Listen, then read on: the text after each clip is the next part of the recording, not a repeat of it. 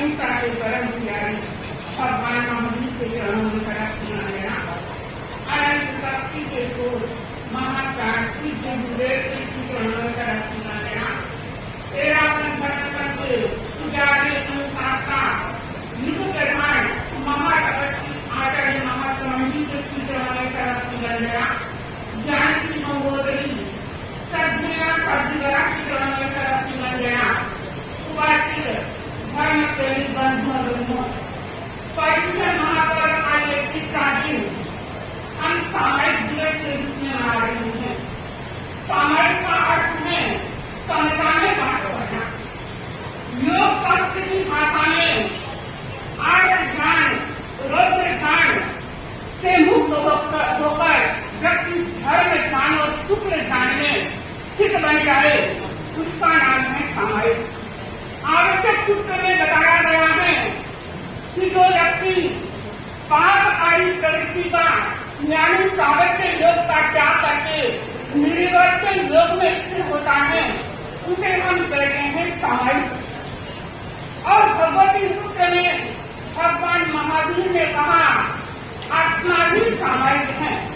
आत्मा में स्थिर होना, आत्मा में वास करना सामायिक कहलाती है।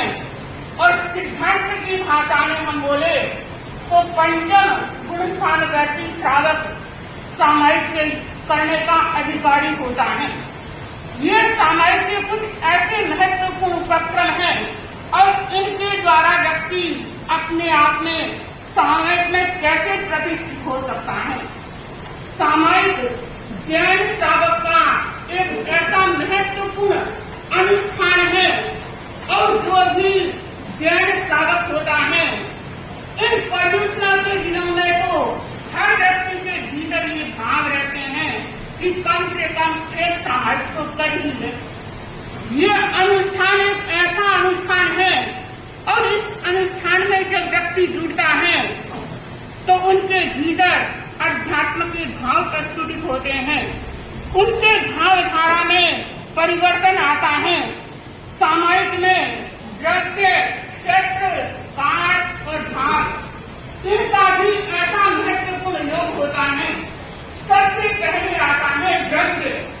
द्रव्य में हम सामायिक के उपकरणों को ले। सामायिक के उपकरण है मुखपत्रिका, माला, आसन, पूंजनी। ये सामायिक के उपकरण होते हैं और इन उपकरणों को व्यक्ति शुद्धता की ओर में ध्यान देना चाहिए। कई व्यक्ति मुखपत्रिका बांधते हैं लेकिन उनकी मुखपत्रिका व्यवस्थित नहीं होती, डोरा इतना काला हो जाता है। ये भी महत्वपूर्ण ऐसे छोटी छोटी बातों की ओर जब व्यक्ति का ध्यान होता है तो हमारे भाव भी वैसे पवित्र और निर्मल बनते हैं। तो ये हो गए द्रव्य। दूसरा है क्षेत्र। किस स्थान में व्यक्ति को समाहित करनी चाहिए, जहाँ कोलाहल न हो, बच्चे नहीं खेल रहे हो, रसोई घर का डिस्टर्ब न हो और जहाँ टीवी न चल रही हो, ऐसे स्थान में यदि व्यक्ति समाहित करता है तो उनका मन एकाग्र बना रहता है।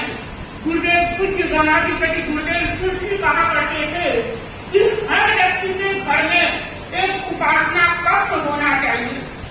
जब व्यक्ति उस कक्ष में प्रवेश करता है तब उनके भाव, उनके विचार और उनका व्यवहार भी उसी रूप में अनुरूप बन जाता है।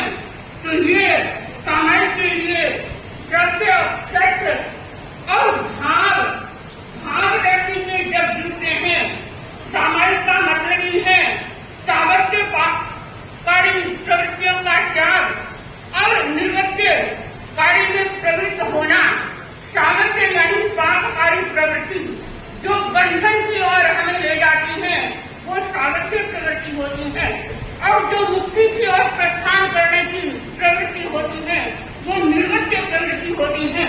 तो जहाँ ये भाव बनते हैं बंधु और बहनों, हम देखते हैं कि व्यक्ति सामायिक तो भटक लेता है लेकिन उनका मन इधर उधर भटकता रहता है।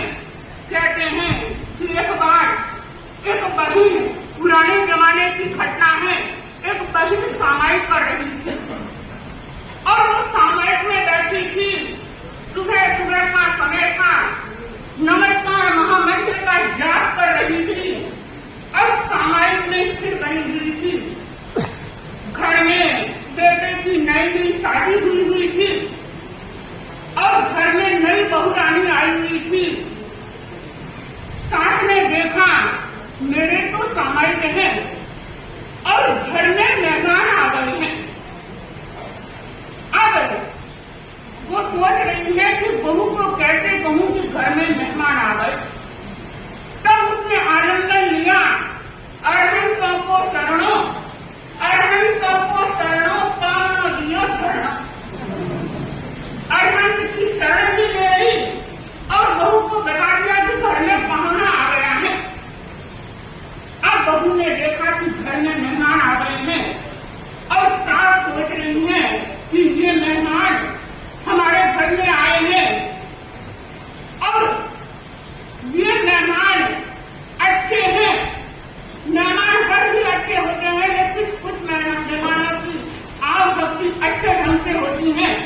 तब बहू ने सोचा कि बहुरानी तो नहीं है, जान नहीं रही है कि कौन मेहमान आए हैं और उनको क्या निर्देश देना है, क्या कहना है। तब सास ने सिद्धों का पाठ करते हुए सिद्धों का करना और खीरो पूरी करना, सिद्धों की शरण ले ली और खीरा पूरी करने का निर्देश दे दिया। बंधु और बहनों, कितनी ही लंबाई जा सकती है इस कहानी को, लेकिन मैं ये कहना चाहती हूँ कि जो व्यक्ति सामायिक करता है उनका मन स्थिर बनना चाहिए, उनके भाव शुद्ध होने चाहिए। वो आसपास के वातावरण की ओर ध्यान न देकर अपने ही आत्मा चिंतन में लीन बन जाता है। तब ही व्यक्ति अपनी आत्मा की अनुभूति कर सकता है। अनेक भाई बहन कहते हैं कि महाराज सामायिक करते हैं तो इसमें देश की क्या जरूरत है। बहनों के लिए तो सीधी साड़ी से, और अभी सावित्री जी ने कहा था कि भाइयों के लिए चद्दर का उपयोग होना चाहिए, तो ये देश की अनिवार्यता क्यों। बंधु और बंधुओं में कहना चाहती हूँ कि देश का भी बहुत बड़ा प्रभाव होता है।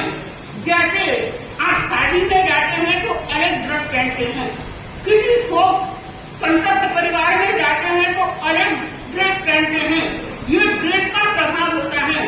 वैसे ही सामायिक में जो व्यक्ति बाबा बनकर सामायिक करता है तो उनका आदर परिवार में छोटे छोटे बच्चों में भी उनके संस्कार आते हैं। जब आप मुखस्तिका बांधेंगे, चद्दर ओढ़ेंगे और सामायिक करेंगे तो छोटे छोटे बच्चे भी सोचेंगे अभी पापा के सामायिक हैं। तो ये वेशभूषा का भी अपना प्रभाव होता है। जब वेशभूषा का प्रभाव होता है तब हमारे मन में भी जैसे ही भाव प्रकटित होते हैं, जैसे ही निर्मल भाव हमारे भीतर आते हैं। अनेक लोग कहते हैं कि महाराज सामायिक तो 48 मिनट की होती है, पूरा दिन तो हम गृहस्थ हैं, पापकारी प्रवृत्ति में हमारा दिन व्यतीत होता है। केवल एक सामायिक करने से क्या होता है। बंधु और बंधुओं में बताना चाहती हूँ कि एक सामायिक कितनी महत्वपूर्ण होती है। आप लोग जिंदगी भर का साधुपन तो नहीं ले सकते, लेकिन कम से कम 48 मिनट की सामायिक यानी सावत्य योग पापकारी प्रवृत्ति का त्याग कर सकते हैं। तो सावत्य योग त्याग करने में कहते हैं कि श्रावक सामायिक करता है 2 कर्ण और 3 योग से। 2 कर्ण है करू नहीं कराउने और 3 योग है मन वचन और काया। 2 कर्ण 3 योग से सब श्रावक सामायिक करता है। हम देखते हैं कि कोई व्यक्ति पूरा दिन भोजन नहीं करता, दिन भर में 15-20 मिनट भोजन करता होगा, समय लगाता होगा, लेकिन उसकी शक्ति पूरे दिन भर रहती है। जैसे आकाश से पतंग उठता है, पूरी डोर व्यक्ति छोड़ देता है, केवल इतनी सी डोर अपने हाथ में रखता है, कुएं से पानी निकालता है,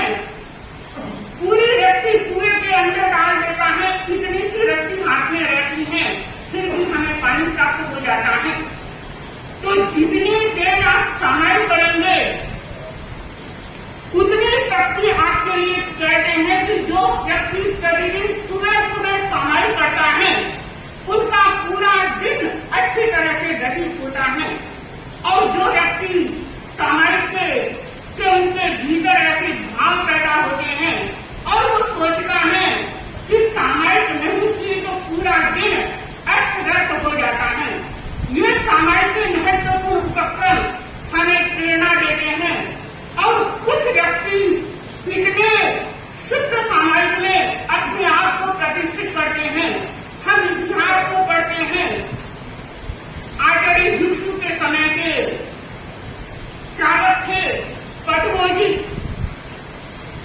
जो आचार्य भिक्षु से समझकर हम कई बार गाते हैं कि पूरी पूरी रात बिताकर स्वामी जी ने एक एक श्रावकों को समझाया। उन्हीं श्रावकों का में एक नाम है पटमोजी, पाली के पटमोजी, जिन्होंने विजय चंडी पटवा जिनका नाम था। और वो आचार्य भिक्षु के ऐसे भक्त थे, स्वामी जी अपने मुखारबिंद से कहते थे कि ये कोई शायद सम्यक की वाणी है। और उन्होंने स्वामी जी से समझकर गुरु धारणा की और उनका कब था प्रतिदिन 2 सामायिक करना। जब साधु संत होते तो वो उनके सन्निधि में जाकर सामायिक करते थे और नहीं तो प्रतिदिन घर पर 2 सामायिक करते थे। एक बार स्वामी जी का पानी में पधार्पण हुआ और वो पटगोजी उनका क्रम था 2 सामायिक करना।